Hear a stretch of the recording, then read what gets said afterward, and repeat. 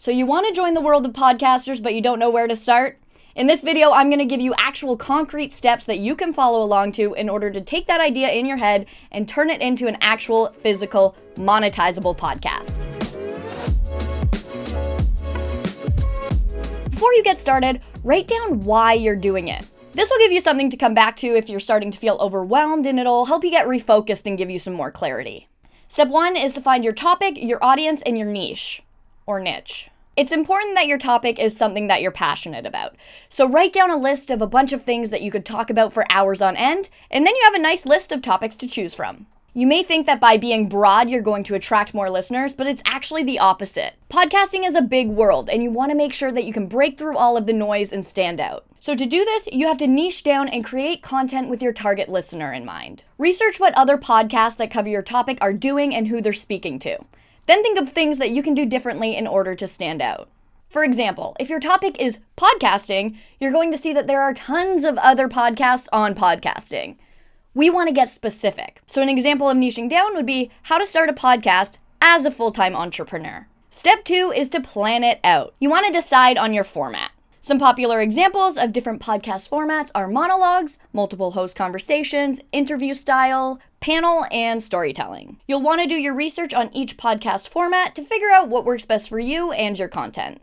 The next thing you're going to do is figure out your structure. Your episode structure will change as you release more episodes and you learn more, but by having a plan, this will help lead you in the right direction. Decide on a length. There's no optimal length for podcasts. Some people like listening to longer podcasts. Some people like listening to shorter podcasts.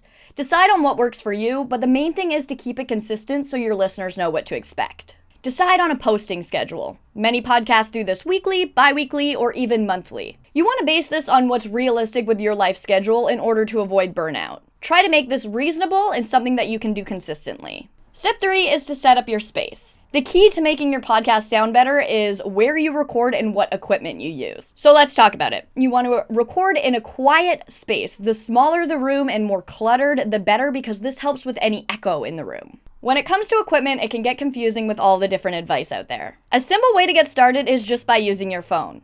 You can download Riverside's app for iPhone and for Android, and you can host a podcast with guests directly from the app. You can then download separate or combine audio files afterwards to edit. Now, if you didn't want to use your phone and you wanted to record over the web, you're going to need a mic. You can actually just start with headphones that have a microphone on them, like those old wired Apple headphones with a mic on them. Those are great to start a podcast with. Now, if you want something a little bit more professional sounding, a great budget-friendly option that we recommend is the Audio-Technica ATR 2100X USB mic. This is a great choice for suppressing background noise and room echo, and it also comes with a USB-C connector, making it easy to connect to your computer, but it also comes with an XLR cable in case you wanted to use a mixer. If you're willing to invest a bit more money, I recommend the Audio-Technica AT2020 USB Plus, which is actually what I'm using right now. I found this super simple to use when I started podcasting because you don't have to download any software. You just take it out of the box and you can plug it into your computer with a USB and start recording. It comes with a really clean and crisp professional sound, unlike a lot of other budget-friendly mics that sound kind of hollow and grainy. Something important to note is that not all microphones attach to a computer right out of the box.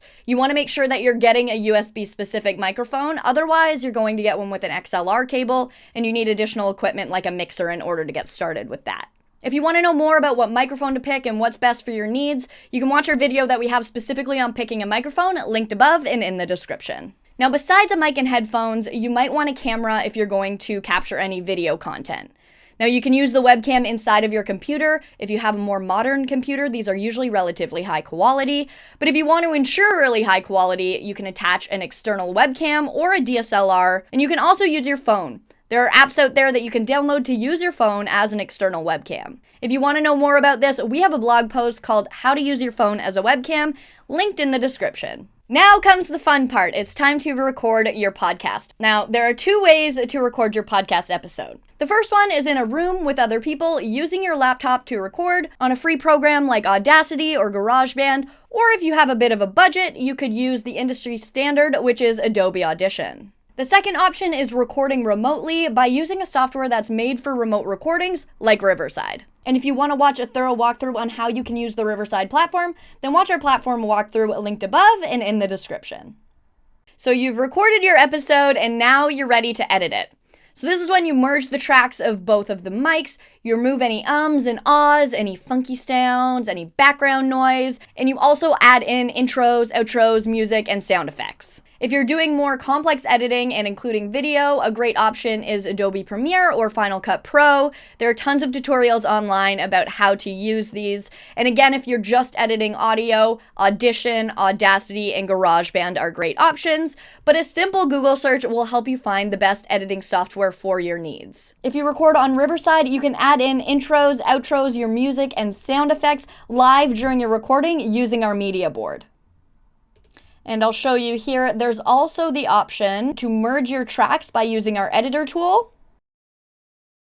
Here you can select the tracks that you want to merge. You can also decide if you want to merge just the audio or if you want to include the video. And when you go to export, you can normalize the audio levels on the platform and remove background noise, which is actually everything that you need to do in one place so that when you export your episode, it's ready to publish right away. All right, so you've recorded your episode, you've downloaded your episode, you've edited your episode, and now it's time to get it out into the world and launch your podcast. So to launch your podcast, you're going to need to decide on a hosting platform. This is a place that you upload your podcast episodes and they distribute it to all of the different streaming platforms like Spotify, Apple Podcasts, and Google Podcasts. If you're looking for a free option, Anchor is a great choice, and if you have a bit of a budget, Buzzsprout is also another great option. Both of these platforms actually create websites for your podcast so that your listeners can go onto that website and listen to the episode directly on the web or be redirected to listen on their favorite streaming platform. Now we're going to look into promoting your show. And the first piece of advice that I'm going to offer is arguably the most important. So take a look at big content creators like Joe Rogan and Gary Vee. In order to promote their show, they take highlight-worthy moments from the recording and make short clips in order to share across various social media platforms. Riverside has made this super easy with our clips feature. You can take highlight-worthy moments from each of your recordings, edit them, customize them to fit your brand, and then use those to share across social media channels. It essentially lets you use your one-time recording and repurpose it into a bunch of different kinds of content. Another great idea to extend the reach of your podcast is by guesting on or running ads on other people's podcasts that are similar to yours.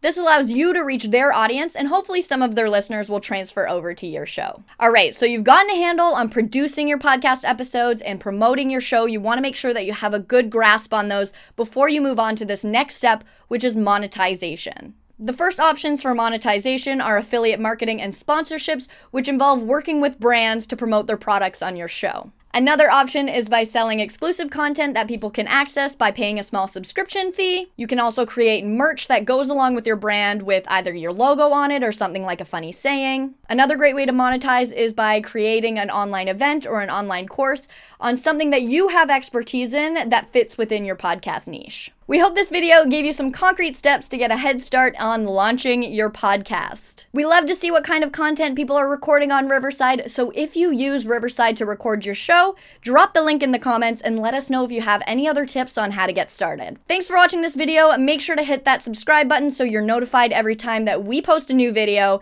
and make sure to follow us on social media for more media tips and tricks.